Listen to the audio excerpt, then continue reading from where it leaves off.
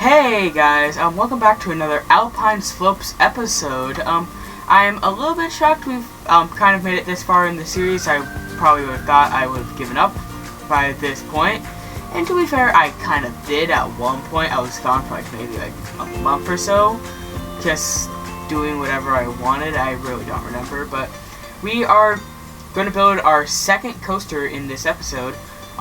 Stick tuned, because it's going to be like 8 minutes into the video, maybe 6.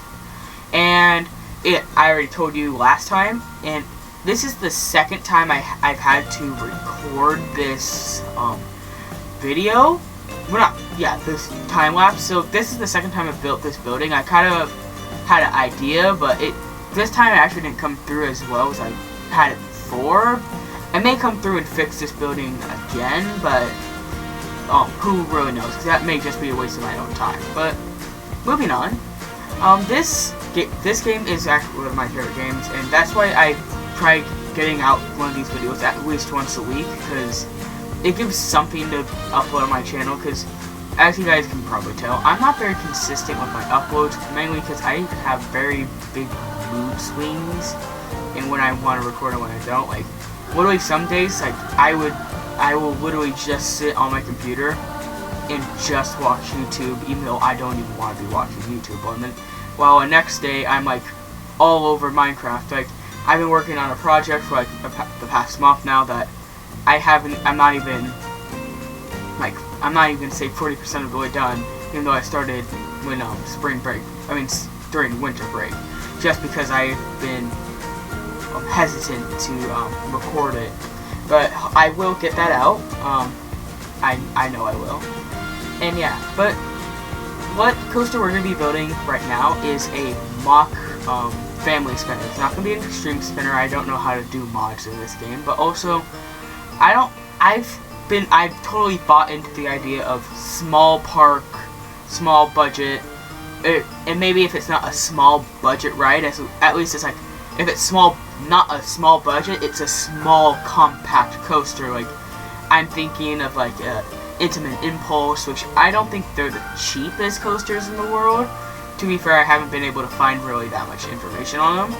But yeah, and when I first came through here, I actually was making more of a, I'm gonna say, the new. Actually, let me pull it up for a second. Okay, yeah, I gotta pull it up here. It's Sidewinder Safari at Six Flags Discovery Kingdom, or a Zamperla or Wild Mouse. I had this more of a compact layout. This, now I have something more detailed, but right now I'm actually working on this sort of backstage area. I'm going to work on it a little bit more, but I was just working on this for a little bit longer than I should have, but wanted to, and I wanted to get onto the building of the coaster. So I want to apologize if I look preoccupied while building the coaster, and there's like big break periods, because I've been the not the beneficiary, I was going to say the victim of a favor asks, even though it was never really a favor. And I think I'm going to come back and fix this room also, because I think I need to add a little more interior detail if I can. But something I'm actually kind of proud of is this not entrance building. I was going to say this toll booth, because yeah, not the inside, but it just looks like nice, and it looks like something maybe a small park would have. I do need to fix up this entrance area, like mainly that building, but also I could maybe want to get rid of the. Actually, I don't know what I'm speaking about, but I would at least want to have some ways for people to cross the street. I want to add a bus parking spots areas in this little corner, like behind us right now, and I'm gonna have to add some crosswalks. So maybe not next episode, because next episode we're still gonna be working on the roller coaster. But it's not gonna be physically working on the roller coaster. It's gonna be working around the area. Teaser, which you guys already saw on the thumbnail, if you guys clicked on, because you guys clicked on the video. This is inside a very closed, small enclosed area, and it's literally in the middle of the path. It's like the path is going around it and even through it at one point. I will tell you guys the inspiration for it later on in the episode once we actually get to the coaster, which is going to be in about like 2 minutes. So I'm just going to cut till there, and I'll let you guys enjoy some music.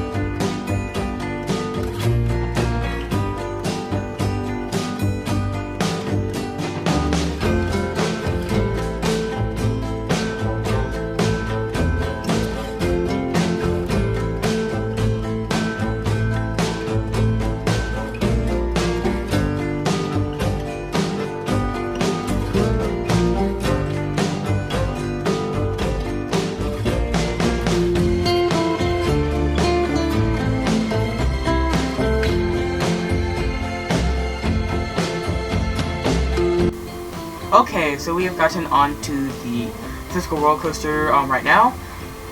We have a different layer, but we're gonna move it up.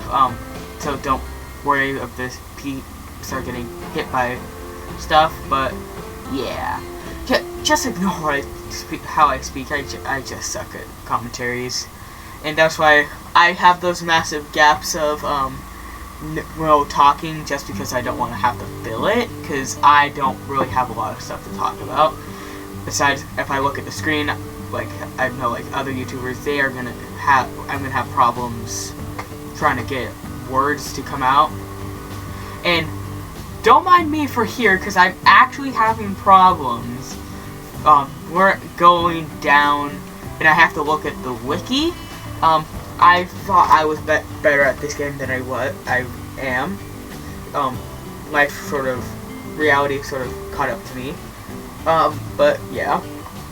So right here we are going to build a Mack spinner. I already said that earlier, but let me show you what coaster I'm thinking about when I was building this. So I based this coaster off Sierra Sidewinder at Knott's Berry Farm, which is my local park. And it's also I'm going to say my local Mack coaster, because I don't count, well, I do count it for my credits, but I personally don't count Coast Rider a real roller coaster, if you know what I mean, because it just is just not good. It's garbage. But let me show this first section where I built this drop. It was actually based off the main drop, well, the main drop on Knott's Sierra Sidewinder, because it does this thing where it goes into this like side. I don't know how common this is on Mack coasters, but it goes onto this like sort of sideways turn that banks into a more like of a drop curve into a sort of a like where it sort of flattens out and up into like a, I'll maybe even say like a overbanked turn, kind of. It doesn't actually overbank, it just goes a little it's just not the regular like turn. It goes into this thing of just on the screen right now. But I based a lot of this coaster off the one at Knott's Berry Farm, and when I was actually planning out this coaster, it was practically a one-for-one replica. The only thing I'm concerned about is that there's some head chopping moments on the coaster that I kind of hope don't mess with the ride. But like, I just hope that this is going to be a good ride. I may have some assistance in rebuilding this. Who knows? I may get some people to help me. I don't.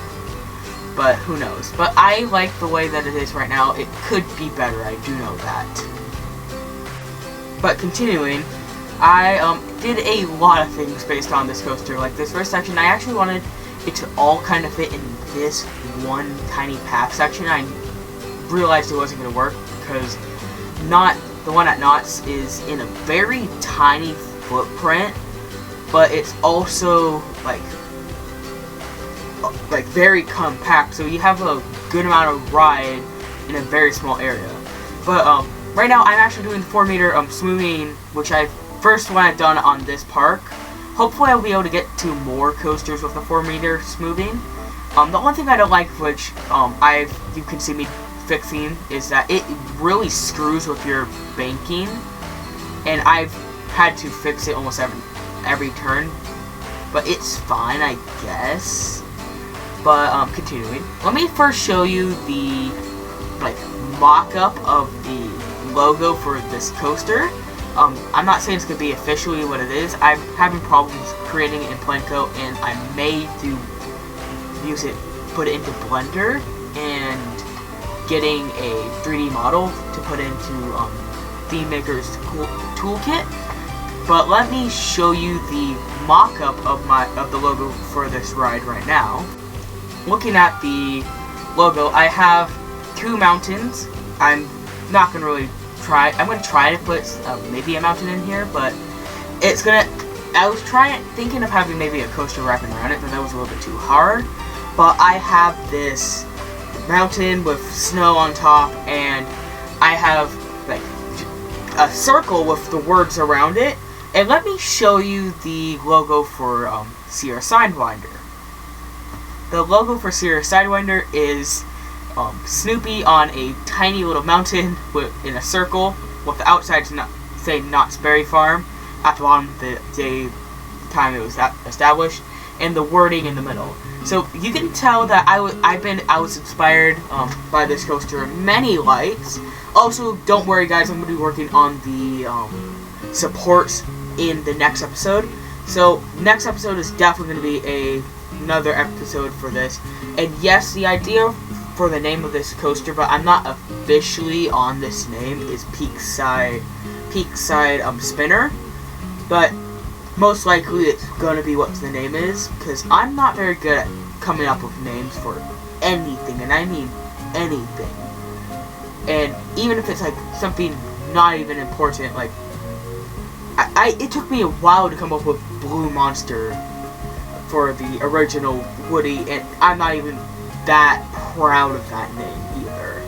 So just take the name with a grain of salt, and don't worry, this is not the only POV I was just trying to find for rough pieces. But this coaster is coming out pretty nicely. I am maybe go through here once or twice more with the smoothing effect. And I actually came through this really quick thinking of maybe I put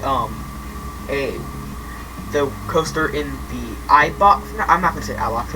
I was gonna say like the triangular form, where it's a box with triangles in it instead of the more looser that it is right now. And I prefer how we have it now, considering that that's how my local spinner has it. And I really like Sierra Sidewinder, right? It's always busy, so I can't really get it bumped up my list. But moving on to more of my coaster life, I haven't been able to get on any new coasters, just in general. I haven't been able to get on any coasters since my last video was starting to be recorded, which was like December 16th, and I've just been sitting at home. But I actually have an idea for a new series which I've been working on, and I'm gonna hopefully try to get on time for you guys, but I'm not giving any promises. It may be maybe like a day or two late, but I'm planning on doing a coaster of the month series. I checked on YouTube. I don't think anybody else is doing something similar, but I think I could fill that gap, because Like there's there's actually a lot of interesting things that happen in January that people just don't mention on big YouTube, because and I'm gonna bring up not one thing from each day, but maybe something from if there's not, I'm not gonna try to just shove information on every single day, but there's been some pretty cool stuff. Most of us probably know about the compound, compounds or something on those terms in the Blue Streak fire, and some news has came out of there. And I've been mostly following the Airtime Thrills Discord server for my news information, because like I said, I don't really, considering that I'm new to the coaster world, I don't really know where I can find information about roller coasters besides through YouTubers. I know there's Screenscape, but that's not really reliable. Come on, do you really think Darien Lake is going to get rid of their best roller coaster, even though they just put money into it? That's like saying Knott's Berry Farm is going to get rid of Silver Bullet. It's just something you can't do, considering the capacity limitations. And I don't think I've actually made a public comment about the B&M Giga coming to Knott's. I was actually predicting this, and I was making a video on how to improve Knott's, and it was one of the ideas, maybe moving that entire, which I actually saw from another YouTuber, 2018, where he was saying how Knott's bought all this land outside of the park, and they could move all of their on-site stuff and move it to the back of those backstage areas to these new locations, so you can actually expand the park even more than it actually is. And I think that would be a really good idea, considering it would give so much more space to the park.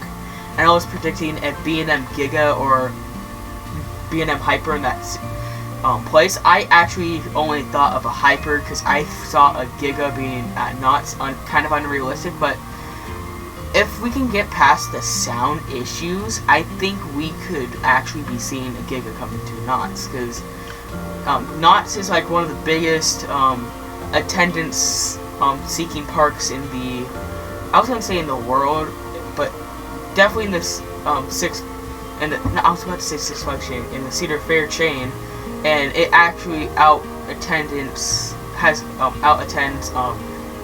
parks like Cedar Point, and for this tiny little park, because it just has the it factor for a lot of people. It's just a very nice tiny park, and it feels just feels welcoming. And the other parks in the area, not Disney is all about the little kids, Six Flags about all the adults, and Knott's hits that middle ground.